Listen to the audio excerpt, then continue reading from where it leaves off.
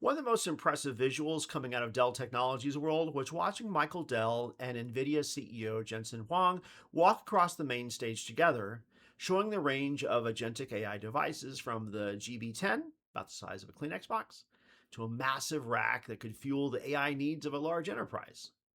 Same underlying technology, right size for you. This blog isn't about Dell. But watching those local AI factories got me thinking about the number one rule in IT resilience. If your business processes rely on IT systems, those systems have to be resilient, and that includes being backed up and recoverable. And that got me revisiting something that most IT leaders underestimate. How are you protecting your endpoints? From a cybersecurity perspective, most cyber events start with an end user clicking something they shouldn't. And once that endpoint is infected, whatever it connects to is next. But cyber resilience is more than detection or prevention. Check out my earlier video on how a Pandel strategy has some compelling cyber resilience ramifications that start right at the endpoint. So then I started imagining one of those GB10s sitting next to my desktop and wondering, how would I back that up?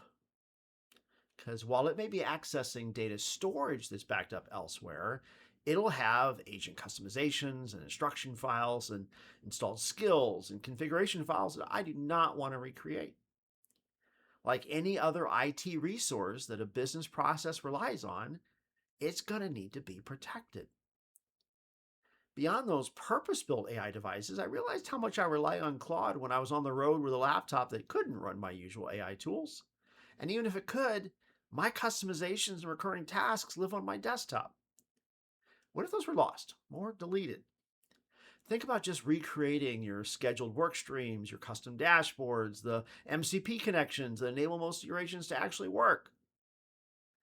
Most IT environments ignore endpoints unless they're OT rather than IT, since most IT data lives within a SaaS service or a cloud synced file share.